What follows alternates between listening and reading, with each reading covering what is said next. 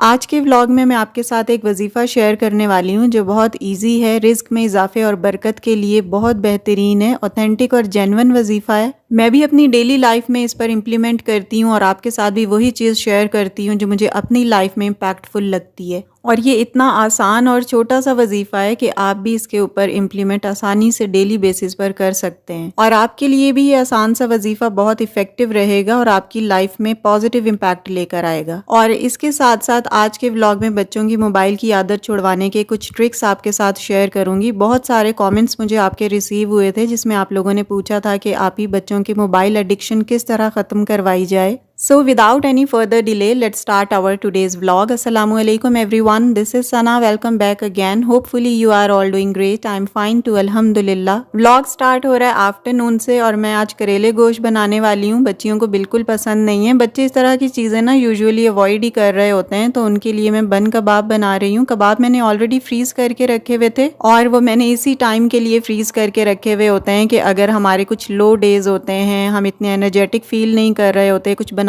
को दिल नहीं करता, तो चलो हम कोई ऐसी चीज़ फ्रीज़र से निकाल कर ना उसे यूटिलाइज कर लेते हैं। या फिर हम कुछ ऐसी वेजिटेबल्स बनाते हैं जो बच्चों को पसंद नहीं होती, तो उस टाइम पर भी इस तरह की फ्रीज़ की हुई चीज़ें काम आ जाती हैं। तो बस मैंने ये आप लोगों के सामने ही किसी व्लॉग में फ्रीज़ किए थे और बनाए भी थे, थोड़ा सा मेथड भी आपके साथ शेयर किया था। तो आयशा खुद ही इनको बना लेती है, जस्ट इनको अनफ्रीज़ करती है। एग में उसे बनाकर दे देती हूँ ऑमलेट, और जस्ट उसने ना ये चीज़ें बन के ऊपर असेंबल करनी होती हैं एज़ पर देयर चॉइस। अच्छा, ये बन कबाब अगर आप बच्चों के लिए बना रहे हैं ना या लंच बॉक्स में उन्हें देना चाहते हैं, तो इसके लिए ये जो सॉस है ना, ये बहुत मज़े की घर पर रेडी होती है। बस 3 से 4 इंग्रेडिएंट्स इसमें जाते हैं और ये बहुत मज़े की सॉस बनकर रेडी होती है। तो बन कबाब जब भी आप बच्चों के लिए बनाए ना, तो इसे ज़रूर स्प्रेड किया करें। Instead of using just ketchup, आपने 2 चम्मच मेयोनीज और 2 चम्मच केचप के लेने हैं और उसमें गार्लिक पाउडर ऐड कर देना है और उसके साथ ही चिली फ्लेक्स ऐड कर देने हैं। बस ये 4 चीज़ें हैं, इनको अच्छे तरीके से आपने मिक्स करना है और आपके सॉस रेडी है। क्योंकि ये घर पर रेडी किए हुए बन कबाब बहुत सिंपल से होते हैं, इतनी कोई खास इंग्रेडिएंट्स इसमें जाते नहीं हैं और सैलड बच्चे वैसे ही अवॉइड कर देते हैं, तो इस सॉस को जब आप बनाएंगे ना तो इसका टेस्ट बड़ा इनहेंस हो जाता है। So let's come to the topic. सबसे पहले हम बच्चों की मोबाइल की आदत और उनकी एडिक्शन के हवाले से कुछ ट्रिक्स पर बात करेंगे और उसके बाद मैं आपको वजीफा बताऊंगी। देखें, बच्चा अगर मोबाइल फ़ोन को लेकर बहुत ज़िद करता है और एडिक्शन की हद तक उसे उसकी आदत लग चुकी है, तो ये उसे 3-4 दिन, 1 हफ्ता, 10 दिन या 1 महीने में आदत डेवलप नहीं हुई।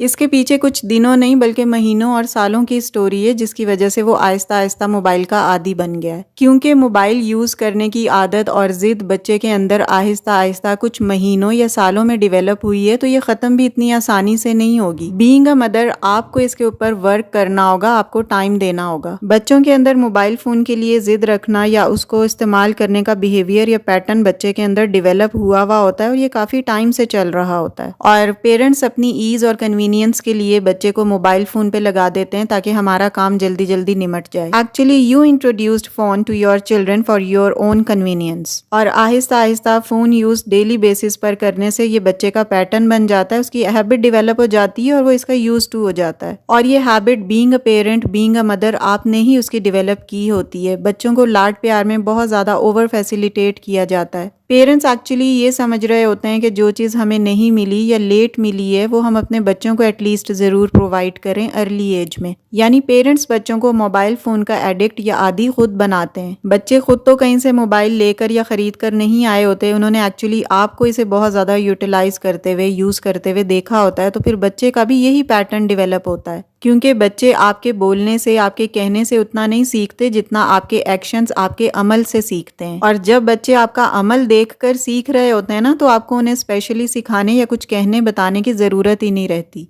बच्चे जब खाना नहीं खा रहे होते तो यूजुअली मदर्स उन्हें मोबाइल फ़ोन हाथ में दे देती हैं कि इसका ध्यान मोबाइल पे लगा रहेगा और हम इसे अपना खाना आसानी से खिला सकेंगे और खुद जल्दी फ्री भी हो जाएंगे। और अब जब आपने बच्चों की ये हैबिट डेवलप कर दी है तो आप खुद ही इससे इरिटेट होते हैं और आजिज आ जाते हैं। And now your children are demanding for more of the screen time. So यहाँ पर मैं आपको कुछ बहुत आसान सी ट्रिक्स बता रही हूँ जिनको बीइंग अ मदर आपने ज़रूर फॉलो करना है, और सिर्फ मदर ही नहीं, फादर ने भी फॉलो करना है। और घर पे जो भी फैमिली मेम्बर्स हैं, अगर ज्वाइंट फैमिली सिस्टम है तो सभी को इन ट्रिक्स को जरूर फॉलो करना होगा। इसको एक टीम वर्क समझें, तभी आप अपने बच्चे की मोबाइल की आदत छुड़वा सकते हैं या कम कर सकते हैं। So trick number 1 is give them non screen alternatives. बच्चे जब भी टीवी या मोबाइल ओवर यूज कर रहे होते हैं तो उनकी तवज्जो इससे हटाकर किसी और काम में लगाने की कोशिश करें। लाइक पजल्स ला कर दें बच्चों को, आउटडोर प्ले करने का कहें, पेंट और इस तरह की ड्राइंग्स वगैरह बनवाएं। इसके अलावा ब्लॉक्स की बहुत डिफरेंट वैरायटी मार्केट में अवेलेबल है और बहुत लो प्राइस में अवेलेबल हैं, तो वो भी बच्चों को ला कर दें। इससे उनकी ब्रेन एक्टिविटी इंक्रीज होती है, ब्रेन फंक्शनिंग इंक्रीज होती है, कॉग्निटिव फंक्शंस उनके हाई होते हैं। बच्चों को ग्लास पेंट्स, पोस्टर कलर्स और पेंट ब्रशेस वगैरह ला कर दें। थोड़ी सी इन चीज़ों के ऊपर इन्वेस्टमेंट करें, थोड़े से पैसे लगाएं तो बच्चों की अटेंशन मोबाइल से डाइवर्ट होकर इन चीज़ों की तरफ भी आएगी। Trick number 2 is set their screen time. बच्चों के स्क्रीन टाइम का एक स्केड्यूल बनाएं and ask them to follow this schedule strictly. Like बच्चों का पढ़ाई के बाद टीवी देखने का टाइम 1 घंटे के लिए फिक्स करें या 1 से 1.5 घंटे के लिए फिक्स कर दें, जो शाम को 4 से 5 बजे, 5 से 6 या जो भी उनके लिए कन्वीनियंट हो, आसान हो, या जो भी उनका फन टाइम या स्क्रीन टाइम या प्ले टाइम होता है उसमें मोबाइल का टाइम भी अंदर ही फिक्स कर लें। और अब इस 1 या 1.5 घंटे के स्क्रीन टाइम को यूज करने के बाद आप उनसे मोबाइल ले लें या टीवी बंद कर दें। बच्चों को ये रियलाइज आपने किसी तरह करवाना है कि आपका ये एक टाइम टेबल है, आपने इसे फॉलो करना है। जब आपका 1 घंटा कंप्लीट हो जाएगा तो आपसे मोबाइल या टीवी ले लिया जाएगा। जब ये प्रैक्टिस डेली आप बच्चों के साथ करेंगे, यानी 1 घंटे के फिक्स्ड टाइम के बाद आप उनसे मोबाइल या टीवी बंद करवा देंगे, तो ये बच्चे की हैबिट बनती जाएगी और यही उसका हैबिट पैटर्न डेवलप होगा। मोबाइल यूज करने की आदत भी तो 4-5 दिन या 1 हफ्ते में नहीं बनी ना, तो इसी तरह मोबाइल छोड़ने की आदत भी आहिस्ता आहिस्ता ही छूटेगी जब आप इन चीजों पर अमल करेंगे। Trick number 3 is bring them different story book. बच्चों की अटेंशन मोबाइल से या किसी भी स्क्रीन टाइम से डाइवर्ट करने के लिए उन्हें डिफरेंट किस्म की इंटरेस्टिंग स्टोरी बुक्स उनकी एज के हिसाब से ला कर दें। और जब बच्चे का स्क्रीन टाइम कंप्लीट हो गया हो तो उसकी तवज्जो मोबाइल से या टीवी से हटाकर इन चीजों की तरफ लेकर आएं। अब तो मार्केट में डिफरेंट कार्टून कैरेक्टर्स की ड्राइंग बुक्स भी आती हैं, तो वो बच्चों को ले दें और वो बहुत सस्ती सी आती हैं, 50-60 रुपए या 100 रुपीज में मिल जाती हैं। जो भी बच्चे का फेवरेट कार्टून कैरेक्टर हो उसकी ड्राइंग बुक्स आप बच्चों को ला कर दें, तो वो उन पर कलरिंग करते रहेंगे। तो इस तरह बच्चों की छोटी छोटी चीजों में ना अटेंशन डाइवर्ट करने की कोशिश किया करें, खुद से कोई आइडियाज सोचें। Next trick is consider it a team work. बच्चों की जब मोबाइल की आदत या ज्यादा टीवी देखने की आदत छुड़वानी हो ना, तो घर के सभी फैमिली मेंबर्स को मिलकर काम करना होगा। ये नहीं कि सिर्फ माँ ही काम करे, क्योंकि कई दफा ऐसा होता है कि मदर्स यूजुअली चाह रही होती हैं कि मैं इनको मोबाइल ना दूं या टीवी कम टाइम के लिए देखने के लिए दूं, लेकिन जो बाकी घर के फैमिली मेंबर्स होते हैं ना, वो बच्चों को मोबाइल या टीवी प्रोवाइड कर देते हैं। एक्चुअली वो अपनी आसानी के लिए इस तरह करते हैं कि आराम से बच्चे को मोबाइल पकड़ा देंगे और बच्चा भी आराम से बैठा रहेगा, हमें तंग नहीं करेगा और हम अपने काम भी करते रहेंगे। या अगर हम टीवी देख रहे हैं या कुछ और कर रहे हैं तो वो हम आसानी से आराम से करेंगे। या अगर मदर या फादर घर पर नहीं है तो कोई और फैमिली मेंबर अपना मोबाइल बच्चों को प्रोवाइड कर देता है और इस तरह बच्चे की आदत खत्म होने की बजाय और ज्यादा पुख्ता होती जाती है, क्योंकि बच्चे को भी ये पता चल जाता है कि अगर मेरा एक सोर्स खत्म हुआ है तो मुझे कहीं और से मोबाइल मिल ही जाएगा। तो इसलिए मोबाइल फोन या टीवी स्क्रीन की ज्यादा टाइम के लिए यूजेज सिर्फ माँ के इख्तियार में नहीं है, घर के सभी फैमिली मेंबर्स को टीम वर्क की तरह काम करना होगा। Next trick is play with your kids. बच्चों के साथ खुद खेलें, खुद उनके साथ किसी एक्टिविटी में इन्वॉल्वमेंट शो करें, अपना इंटरेस्ट शो करें, तो बच्चा मोबाइल छोड़कर ना आपके साथ गेम खेलने में बड़ा इंटरेस्ट फील करेगा। लेकिन पेरेंट्स का एक्चुअली मसला ही ये है कि वो अपना टाइम ही बचाने के लिए बच्चों को मोबाइल फौरन प्रोवाइड कर देते हैं। आप यकीन करें कि अगर आप अपने बच्चों को क्वालिटी टाइम थोड़ा सा डेली बेसिस पर देंगे ना, तो ऑटोमेटिकली आपके बच्चे मोबाइल से दूर हटते जाएंगे, क्योंकि जैसे आहिस्ता आहिस्ता मोबाइल की आदत पेरेंट्स ने बच्चों को डाली है, इसी तरह आहिस्ता आहिस्ता वो आदत छुड़वाकर अपने साथ गेमिंग या कोई भी एक्टिविटी में बच्चे को इन्वॉल्व करके आदत छुड़वा भी सकते हैं। बच्चों के साथ कोई लूडो वगैरह, कैरम वगैरह खेल लें या आउटडोर प्ले के लिए उन्हें बाहर भेज दें। एक और बहुत इंपॉर्टेंट बात यह है कि बच्चों के सामने पेरेंट्स भी कम से कम मोबाइल यूज करें, क्योंकि आपके मोबाइल यूज करने से ना बच्चा मोबाइल की तरफ बहुत ज्यादा अट्रैक्ट होता है। जब आप रोज रील्स या शॉर्ट्स देखते हैं और दिन में कई कई दफा देखते हैं, तो आप बच्चे से कैसे एक्सपेक्ट कर सकते हैं कि वो ये सब चीजें ना करे। बच्चा वही करता है जो वो पेरेंट्स को करते हुए देख रहा होता है। अगर आप रोजमर्रा की बुनियाद पर बुक्स रीडिंग करेंगे ना, तो बच्चे में भी ये आदत डेफिनेटली आएगी, 100% आएगी। Basically you have to model a behaviour in yourself which you want your children to follow. एक और बहुत सिंपल सी ट्रिक है कि बच्चों के लिए एक रूम या एटलीस्ट किसी कमरे का एक कोना डेडिकेट कर दें, जहां वो अपने खिलौने आराम से अपनी मर्जी के हिसाब से बखेर के खेल सकें। बार बार बच्चों को खिलौने समेटने का ना कहें, उन्हें अपनी मर्जी से खिलौने बिखेर कर खेलने दें तो उनके अंदर ज़्यादा खेलने में इंटरेस्ट डेवलप होगा। ऑफ कोर्स अगर आप अपने बच्चों का स्क्रीन टाइम रिड्यूस करना चाहते हैं तो कहीं तो वो खेलेगा ना, कहीं तो वो अपना फन ढूंढेगा। तो इसलिए उन्हें पूरी आज़ादी, पूरी फ्रीडम से अपने खिलौने बिखेर कर खेल लेने दें। अगर आप अपने बच्चों के साथ टाइम नहीं स्पेंड कर सकते, प्राइम टाइम नहीं उनको दे सकते, तो फिर आप उन्हें एटलीस्ट उनकी मर्जी का गेम या खिलौने बिखेर कर या बुक्स या कलरिंग व्हाटएवर दे वांट उनको करने दें। सो ये थी वो सारी बहुत ही सिंपल सी टिप्स एंड ट्रिक्स जिनको फॉलो करके आप अपने बच्चे का स्क्रीन टाइम काफ़ी हद तक रिड्यूस कर सकते हैं, लेकिन इसके लिए आपको भी वर्क करना पड़ेगा।